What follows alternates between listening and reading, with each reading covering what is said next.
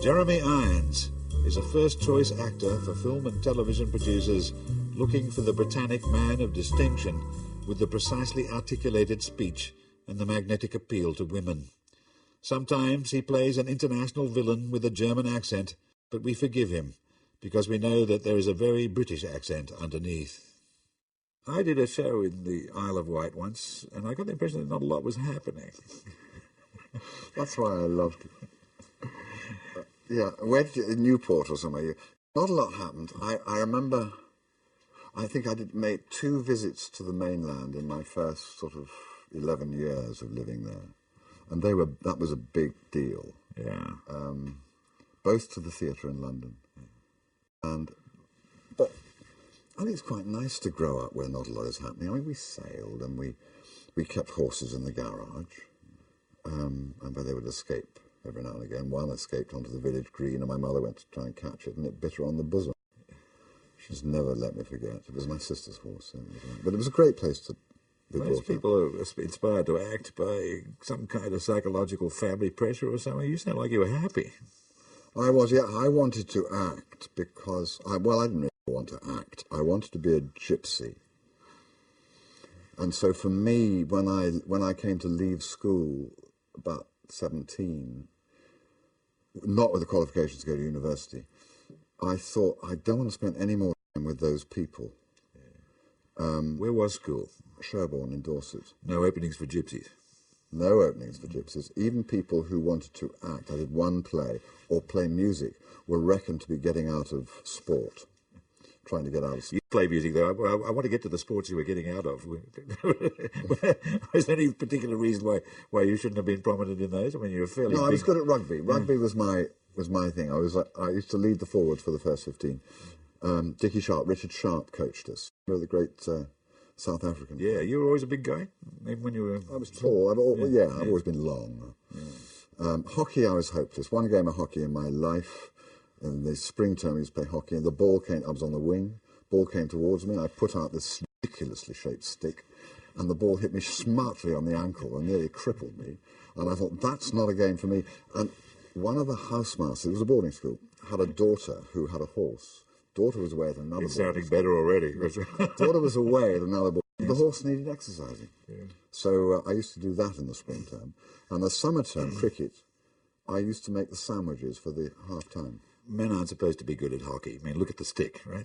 But cricket you are supposed to be good at. Yeah? I was always sort of right out in the... Yes. And I learned to burn grass with a magnifying glass, that sort of thing, and burn my initials on a bit of paper. I used to do all that, sitting out at long off or... Yes. You're the untrustworthy artistic type. You went to Bristol Old Vic School. What do they teach you at Bristol? They teach you to fence, to sing, to horse ride. I've seen you fence on screen. It's something I'd like to do very much. Nobody does it naturally, do they? You actually have to learn where it goes. Yeah, you do. You have to be very careful not to kill the other person, basically. So what else did they teach you at drama school? And what I'm heading towards here is language. You have a terrific touch with it. And do the drama colleges actually teach speech? Yes, well, you work with all different writers. You work with Shakespeare, so you work... he makes you phrase.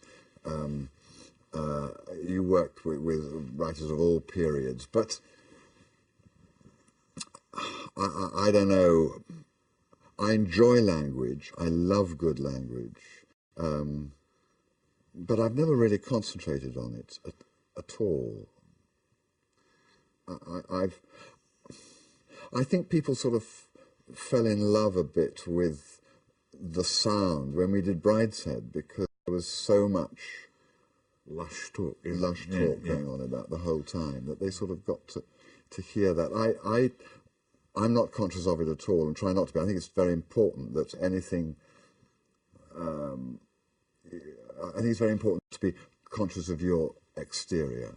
Self-conscious. Self-conscious. Shows up badly, doesn't it? Yeah. Sometimes when you hear some of the we now call them old because of the previous generation, Gielgud and Olivier and so on, and Richardson, decide who's projecting naturally and who's over-articulating. And sometimes when Olivier does a soundtrack, the articulation is so precise that it's drawing attention to the mechanism. Don't you find? I do.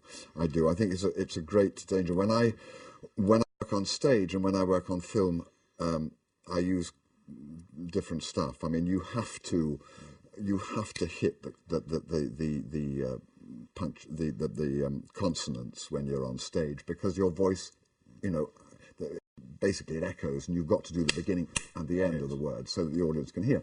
But if you do that on film, it looks unreal, and so you consciously sort of relax if you've been working on stage, and you just don't use those muscles, and you don't. Now, some actors take it much too far. They mutter on film. And I've done scenes with people, and I say, I'm sorry, I can't hear what you're saying.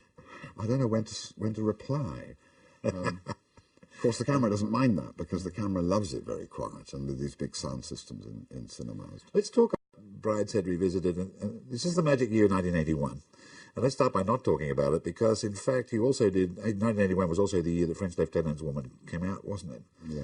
And it wasn't the first time you'd played the mysterious civilized stranger invading this territory with his very, very precise mind. Because hadn't Pinter written a play for television that you were in? I think you were playing a German philologist or a Norwegian philologist. That's right. It was my first...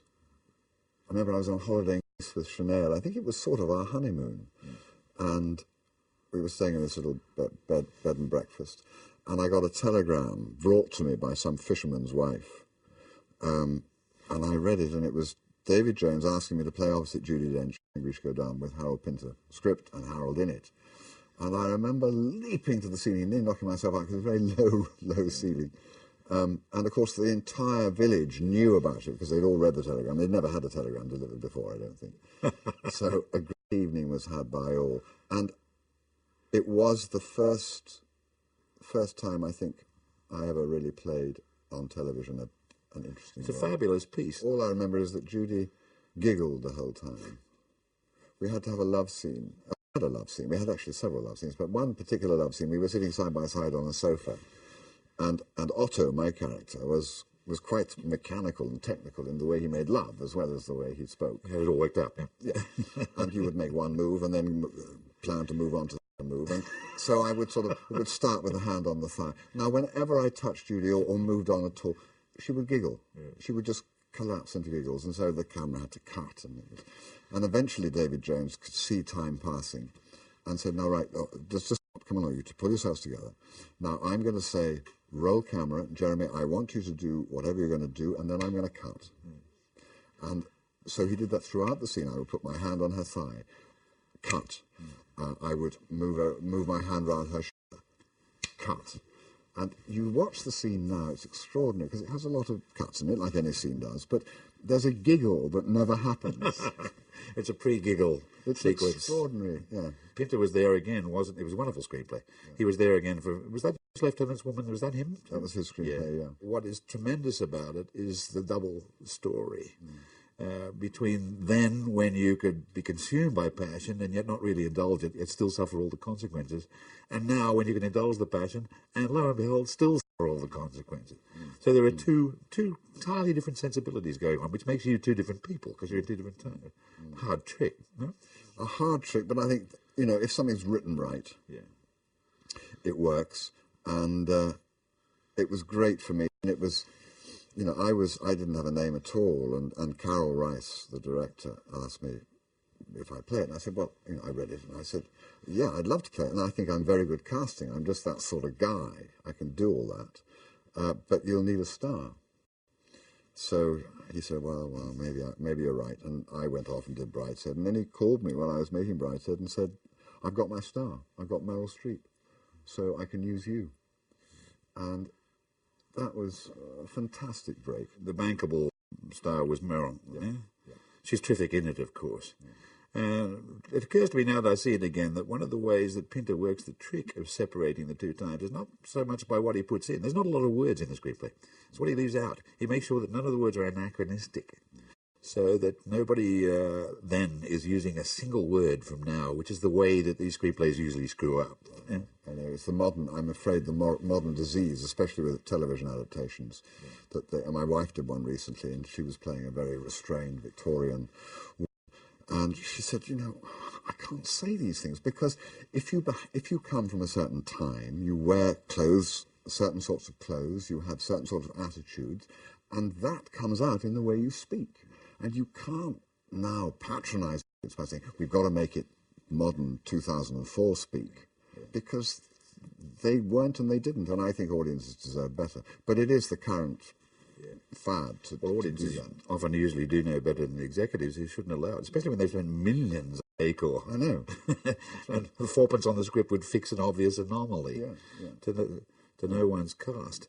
Anyway, Brideshead was the same year, and I think the casting's backwards. I think Anthony's playing your role and you're playing his, and here's why. If Anthony was here, I'd still have the courage to say, no, you're the scholarship boy. And I would say, you are the natural-born aristocrat who was born to inhabit Castle Howard. Well, I was originally asked to play Sebastian. Were you? But I'd just done a series for Lana Weekend called Love for Lydia, based on H.G. Bates' book. And I'd played a very similar guy to Sebastian. I mean, not so in depth, because it was a shorter series. Well, Aristo Wastrel sort of thing? Yeah, loved his mother too much, drank too much. Teddy bear hugging. Fell off a bridge in episode 8. And I thought, I don't want to do that. Yeah. I want to actually be there at the beginning and be there at the end. And I want to play that strange Englishman who, in a way, I've been born to play, because I know about all that. I'm getting away from, I hope, but I know about it all. And I felt that what you had to do for that character, which is right against most actors' instinct, is to be like a great host at a party. That you welcome everybody, you introduce them to each other, you make sure they're having a good time, but you actually keep a bit in the background. You just sort of stir the pot. And Charles, you know, he's not... Yes, in a way it's about him, but it's not. The characters you're interested in, Sebastian, Julia, Cordelia... You're a bit of a king actor, if you get me. Well, King's close advisor. They're not the characters I enjoy the most. I'm a much dirtier, seedier, more twisted person than that. So I suppose King's a dirty, seedy and twisted also, but I'm more interested in enigma, in people who are apparently outside the pale. Let's talk at that opportune point about Die Hard with a Hard-On, which I love Die Hard with a Hard-On. I say all the time. I say all the Die Hard movies, and I like them, of course, for the villains. I mean, Bruce is always going to kill you, right? That's what he's for. He comes swinging in bare feet through the plate glass window, and he kills you, right? Yeah. The centre of interest is the heavy, and you did that. And what is Hollywood actually after from the British actors is what I'm asking, because you... Well, I think it's because American stars feel that they are stars because they play the good guys, the guys the audience root for, and they're therefore very nervous to play guys who, you know, who get done down. We, of course, know that the greatest roles are the villains. I mean, you look at Richard III, you know, look at Coriolanus, whoever. Not that he was a villain, but people who behave badly, that's where the meat is. And I thought Simon, what was his other name? I thought it was a fantastic character. Sadly, he was actually too interesting. John McTiernan, who directed it, confided in me one day that he found him a great deal more interesting than John McClane. But of course, why? I mean, the audience, of course I do. Yeah, but you can't allow that to happen. So a bit of the character was cut, which is a shame. But he was a lot of fun to play. But the stars have always done that. They don't want to die. They just want to be themselves. They don't want that kind of complexity. I made a movie called Dead Ringers once, which came my way, playing two identical twin gynecologists. And I know it had been offered to two American actors, because they were great roles. It's a very interesting movie. Yeah, and one actor had said, could they be lawyers, not gynecologists? Because of what lawyers don't have to do. Yeah. That's right. and the second actor, who was a touch neurotic, said, I can't, I find it hard enough to play one character. I couldn't play two. So it eventually came over to me. Of course, although two ghastly people, hugely interesting to play. Yeah, well, maybe you're a big star, but maybe you're more actor than star. In fact, you're more interested in being an actor than being a star. Yeah, I like story. I was going to say I like acting, but actually I don't like acting very much. But I enjoy being part of a complex mechanism that is telling a story, making up a story. I love that. Yeah. My dear friend Stephen Fry, who was in here the other day, recently got himself into huge trouble by suggesting that the British actors are over-regarded in Hollywood, praised too highly simply because they sound better, and all American actors want to do that. And he was pointing out very truly, I think, that many of the American actors do speak wonderfully, if they speak in a different way. But did he have a point? I think he had a point. I think just as we tend to think French films are probably better than the French think they are, because there's just a different smell coming off the screen in a French film. I think the slight strangeness that the Americans find the English have makes us more attractive. I mean, I won 3 awards this year for a little bit of work in a television show called Elizabeth I, and I was really amazed. I mean, okay, I loved it, but I know what you mean. Yeah, there's nothing we don't recognise. Yeah. Helen Mirren as Queen Elizabeth, and you as the top guy. You know, yeah. Doublet and hose. Yeah, it's familiar stuff. They went crazy about it. Yeah. Mm. You and the continent are fairly close friends in the sense that you do this. You're one of the actors who travels to France and to Italy. I think Bertolucci made a terrific movie with you. It's one I want to raise actually, because I wanted to talk about sex on screen, and Jeremy Irons and sex on screen, and we'll start with the one that Liv Tyler is in, whose name is Sleeping Beauty. There's no sex in that. But that's what I'm talking about. In fact, you're actually dying in that. You're croaking right there on screen. But if you weren't, this young girl would be interested in you because women are interested in your role. I find it tremendously sexually charged, and I know it is because Bertolucci made it, and I know that's the subtext. Am I right? Yeah, it is extraordinary, that film. There was one scene I remember where she's been at a party, and I'm in my library looking for a poem, I think, in a book, going through all my books.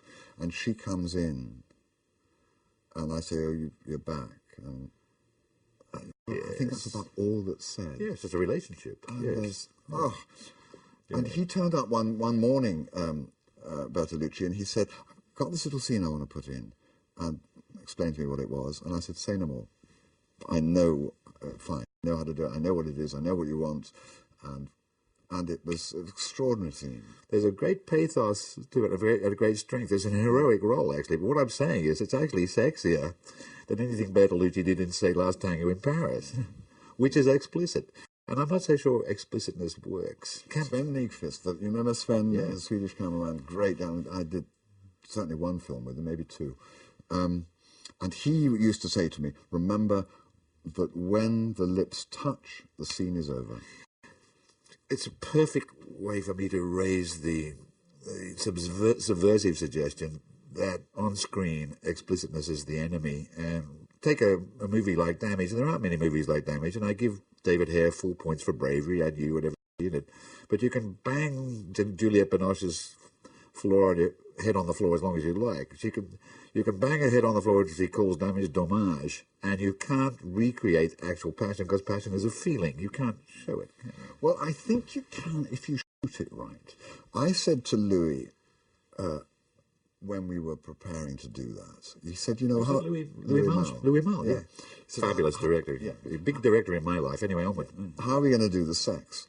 And I said, well, there should be no limits, because that's what she's teaching him, that anything is possible, anything's all right.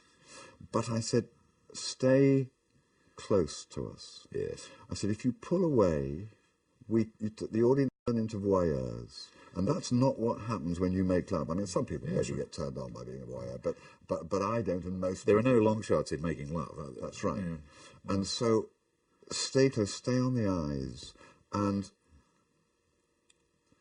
he didn't. Yeah. He went wide, which is a shame, I think. Usually he's right. Louis Malle has made all these extraordinary pictures, but Carol did it in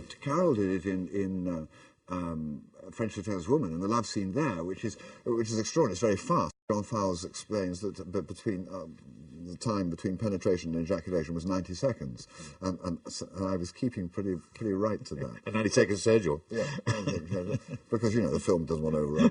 And emulsion is expensive. Carol stayed on Meryl's face and my face. Yeah, He even stayed on Meryl's face as my character undressed, and so much sexier. Yeah. Biggest you ever got was that, and I think that's the answer. It's quite a thing to incarnate with your eyes, so you're doing quite a job there. Mike Nichols used to say to me, when he directed me in a play in New York called The Real Thing by Tom Stoppard, and he said, acting is like making love. When it stops working, just look at each other's in the eyes, and it'll start up again. Yeah. And filming is the same. Filming lovemaking is the same. It's all in the eyes. You're not the only star who's walked in here and talked about Mike Nichols. Emma Thompson did it the other day. Yeah. He's something, isn't he? He's really something. Yeah. I was so fortunate. I did this play by Tom Stoppard, who was always there in rehearsals. I had Tom, I had Mike Nichols, I had Glenn Close opposite me, Peter Gallagher and Christine Baranski, who many filmmakers will know well, were the two. And rehearsals were like a party, really. Yes. Like a party. And I had a tremendous time. I'd been asked to do the play in London a couple of years before, and I was making Betrayal at the time, and so wasn't available. And then I was in Australia, your country, making a film with Liv Ullmann, and I heard that Meryl Streep and Kevin Kline were in London and had gone to see together The Real Thing. And I thought, bugger that. So I called my American agent. I said, "You've never done anything for me yet. Get that. Yeah. But get me that and I'll stay with you." Yeah. And I did it. I didn't do it with Meryl, who at one point was going to, but Glenn Close. And it was a tremendous experience. When it is lucky if once, maybe twice, sometimes 3 times, he takes a part which fits him like a glove. Yeah. And Henry and The Real Thing fitted me. I thought Tom, who I didn't know at that point before I'd done the play, I thought he must know me. It was about me. He's got a lot of roles for you. The lead in Travesties is written for you too. Oh. in my view, what I want to raise now is what is the cost of being serious? Because you can pick the best plays, and with your prestige you can chase them. But every time you do a play, you're not doing a movie, or maybe you're ruling out the possibility of a movie. And a movie is where the money is. How do you? I'm just going to say, how do you arrange your finances? How do you arrange your finances? Can you afford to be this? Can you afford to be this discriminating as well? Yeah, I mean, I'm fortunate. I seem to, although things are changing, of course, as I get older, and as the movie industry produces less interesting independent films, there is definitely less interesting work around for me. But there is always a desire for me to join a film, play a role which, I don't know, helps the film. Yes. Gives me less pleasure, because I love being the man in a film, or certainly the bad man, but all the way through. I don't much like flying out to Prague or Los Angeles and doing 2 weeks and then coming home and then going out and doing I don't enjoy that so much. However, they do earn me the money. Yeah. And that enables me to work in theatre when I want to. But I did a play last year, which was a tremendous experience. I bet it was Embers. Embers, yeah. I'm not sure it wouldn't be better as a film, actually, because it's all about, one of the characters doesn't speak much. Yeah, and it's all about how you're communicating without words often. Yeah, it's two guys, and one has got a past that he's getting explored really rather against his will, and the set is up there being a set all night. So it would be good to get close. I think so. I certainly want to have another crack at it. Whether I will, because I think there's more there, but it is a problem piece. But nevertheless, that's what attracted me to it. I thought, I think my nature is that of a test pilot rather than a commercial pilot. Yes. I love to see if something's going to fly. That's good. I agree. That's a very good distinction, that. And also, the pilot has to do some extraordinary things, and one of them, of course, to remember. And you had about an hour and a half of dialogue. Well, not quite that long, but yeah, a lot. Long. And it's a big investment, isn't it? Yeah. And you get out of practice when you're filming. You only have to learn your day's work. Yeah. So you get out of practice of learning these great chunks, and it was very good for me to do it. In some movies you can just read it, like when you're doing voiceover. Oh, yeah. Incidentally, this is a very, very rude question. Be ready to say it's a rude question. Do you own a piece of The Lion King? Is it? Do I own a piece? I do get paid every now and again for The Lion King. I think I get paid for the song. Yeah. And maybe a bit of, but not a lot. But they still work. They pay you up front.